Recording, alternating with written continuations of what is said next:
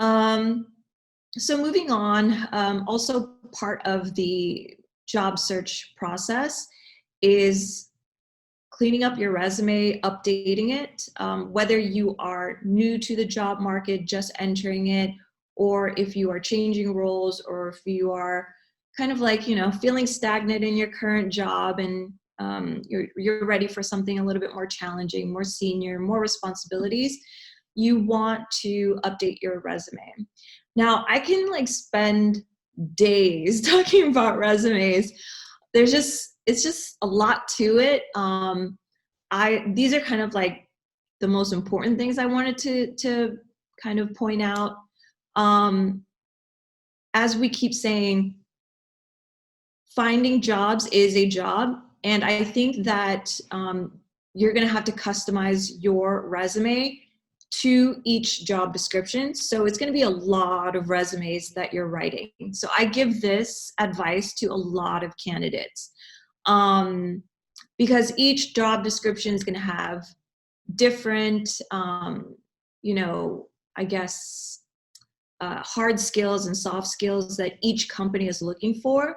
And you want to customize it to what that recruiter may be looking for.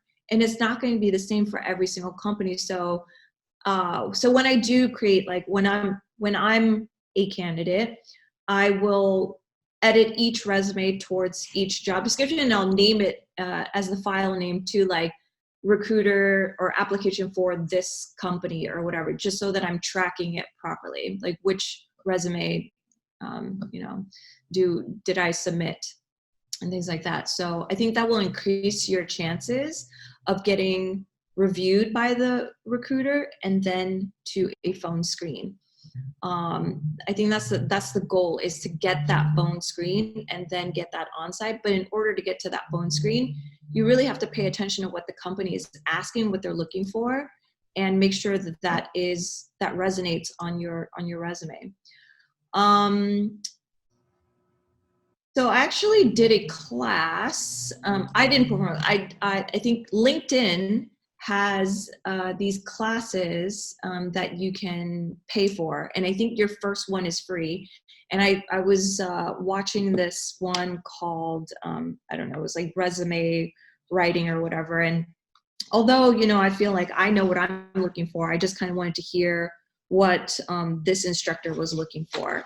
And some of the things we agreed on, some of the things we didn't agree on, but I'll share the name with you. But you can go on LinkedIn, and there's like all these free resources out there on how to improve your resume. I talked about like format here on the second bullet point, how to like arrange and present yourself. Having it an objective is a little bit outdated, but it can serve a good purpose in a couple of different situations. I think if you're early on in your career and you don't have a lot of that, work experience, the objective is, if it isn't already expressed in the cover letter, like this is your chance to say why you're interested in getting to this role or this company. Or if you're changing your careers, the objective would also explain this part as well. But if you're not in either of those situations, like I wouldn't bother including an objective. It's pretty outdated. Instead, I would put my professional summary at the top. And this is where you specify, your skills and experience. But you don't want to be too specific in your professional summary because you don't want to pigeonhole yourself. Include your LinkedIn URL. Be easy to find. So I find this very useful as a recruiter. If I want more information on you outside of your resume, I think LinkedIn is actually probably one of the first places that we go to kind of understand like more of the story of who you are, right? Another advice that I give to people about resumes is being cognizant of their gaps in history. Recruiters do look at this, and it is a red flag if you have a lot of gaps or if you're jumping from role to role.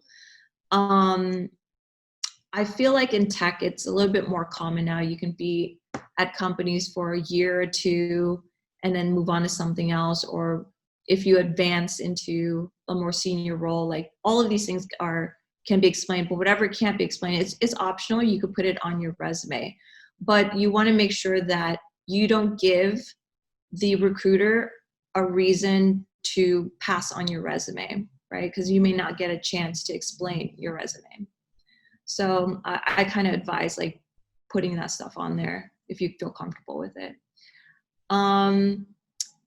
Some people have resumes that are too short and it's just like half a page. I don't recommend that. Some people have resumes that are like 3 to 5 pages. I also don't recommend that. Having a resume that is too short doesn't say a lot about you. You're not selling yourself, right? You're not saying you have skills and experience or whatever, or you volunteer or whatever. And then resumes that are too long, we just don't have the kind of time to invest. We need to actually see your skills and experience like right away.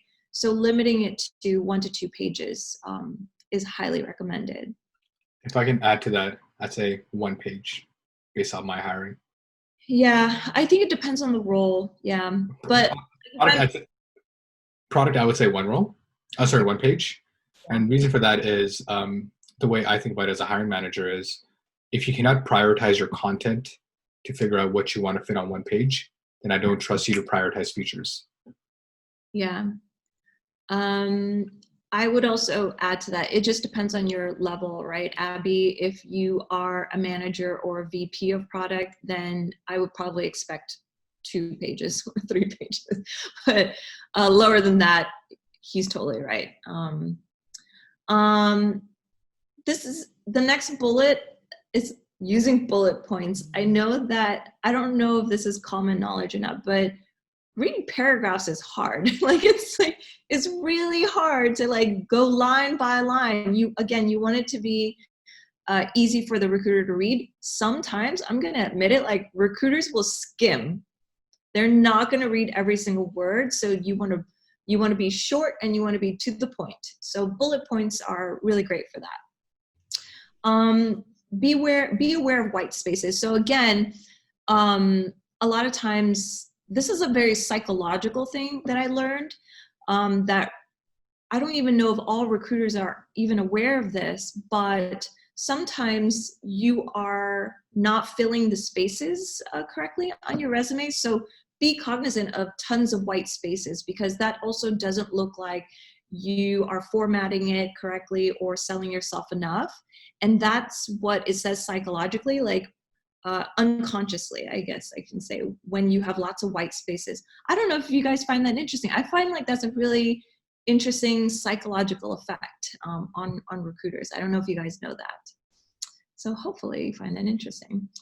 Going back to like limiting your resume, to 1 page and using bullet points, exclude all the irrelevant experiences. And I think like you have to think about this too. Again, going back to what you were saying, Philip, like, oh, I'm trying to apply to this role, but I don't have like, all of these skills, but I have this other experience. Is it important for me to bring it up? For me, I think like I'm only looking for relevant experiences.